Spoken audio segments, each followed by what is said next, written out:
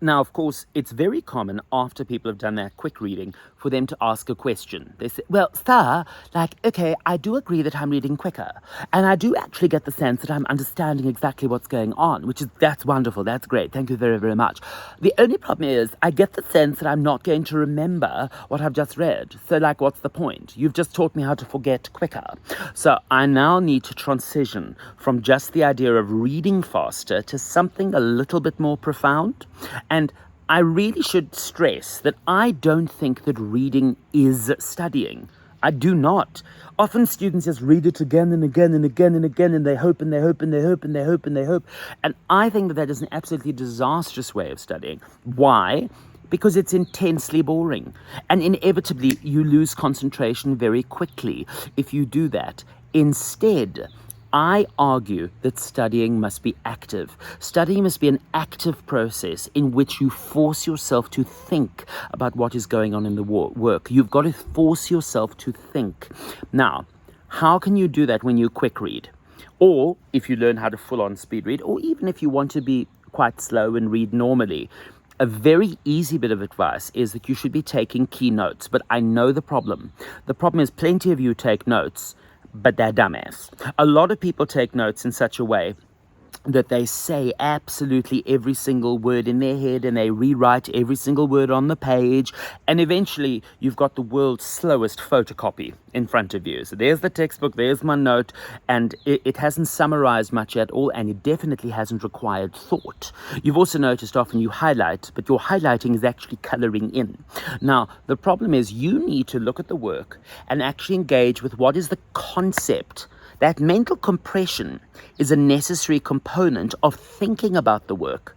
And if you are able to take the words and transform them some way, it helps with the thought process. So a very simple bit of advice I would have given you is, when taking notes, you must always change words, never change meaning. If you're listening to the teacher and taking notes that way, or taking notes from the textbook, always change words, never change meaning. So what's the advice? And if you suddenly thought to yourself, always change words, never change meaning, you're falling into exactly the problem that I want you to avoid. Do not use my exact words. My words are not what is important. What's important is the idea underneath the words. So I gave a talk earlier today, and a girl said, well, you're saying use synonyms. Brilliant. That is brilliant. It's much shorter, but it effectively means the same thing. You see, she's saying the same thing in a different way, which is another way of saying always change words, never change meaning. But the real reason I'm happy that she's changed those words is it's forced her to think about what I've said. It forces thought. If you are one of the lucky people who speaks multiple languages, try and give yourself that lesson in another language, because if you can do it in another language, it requires a translation process which demands thought. Now, in case you're thinking, I only speak English, what about me? I only speak English. That's fine. A lot of us only speak English, and that's fine. But then you must translate it into other English words. Now, if you're thinking, no, sir, but you don't understand. They want the definition exactly like that.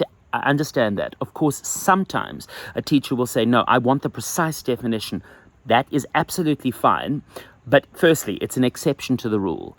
And secondly, even if you do have to give a perfect definition, in order to make sure that you understand the concept, you should make sure that you are able to change the words. If you can't change the words, it's almost certainly a guarantee that you don't understand what's being said. I'll demonstrate this to you. If I say the sun is vital for life on Earth because it provides light, which plants need to photosynthesize, and then that starts the food cycle, because there's food for the herbivores to eat, and then the carnivores can eat the herbivores, and then they can all die and feed the earth, which feeds the plants, and the energy cycle starts, the food cycle starts, basically. Could you reword that? Yeah, I'm sure you can easily do it. Yeah, the sun's important because the light means photosynthesis, and yeah, then there's food for everything, and oh, by the way, the warmth is also important. You could reword it. Now, reword the following thing, because remember, you've got to always change words, never change meaning. Any negative experience undergone by an infant is automatically split off into two subsidiary egos from the central ego. The first being the antilibidinal ego, the second being the libidinal ego. The former corresponding to the rejecting component of the object experience, whilst the latter corresponds to the exciting component of the experience. The antilibidinal ego suppresses the libidinal ego, while both are simultaneously suppressed by the central ego in an effort to ward off any acknowledgement of negative object experience or pain. Can you reword that? ego is probably what you're thinking. No, let's just be honest. You almost certainly can't reword that. Why? Now, I've had plenty of people say this to me. They say, oh, it's because you were speaking too fast. Actually, I wasn't speaking too fast then. I tried to make it quite slow, but they might be saying, oh, you were speaking too fast. And also, it's like, well, yeah, it's because there was so much information. You just gave so much information. You spoke so fast. Of course, you can't reword it. That's obviously not the reason.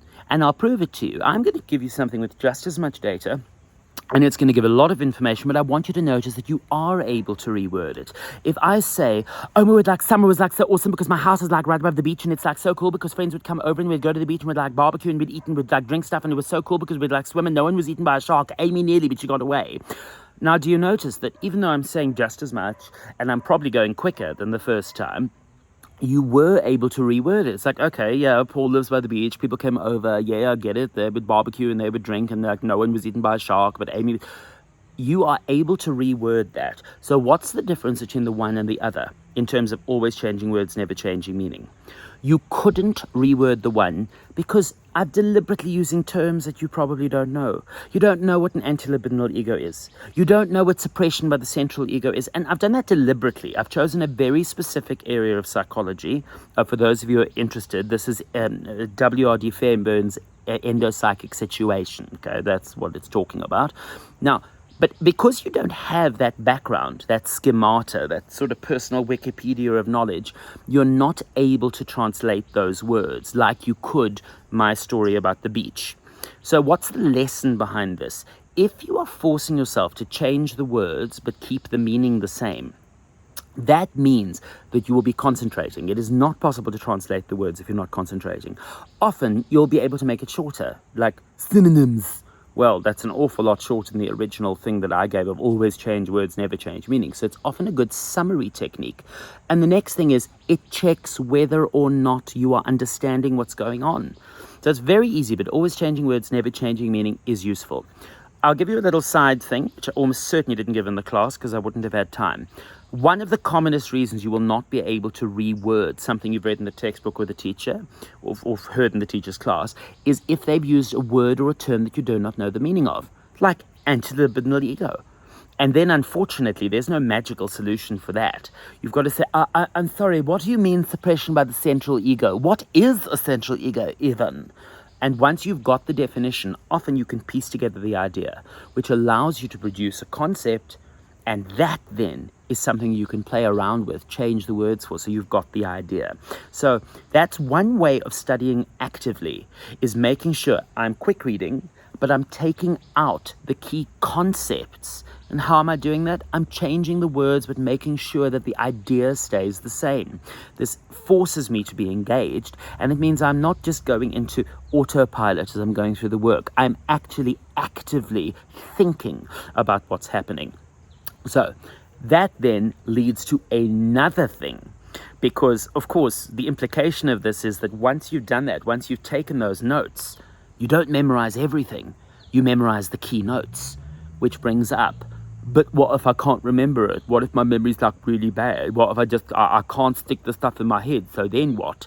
That brings to the next lesson, which is how your memory works.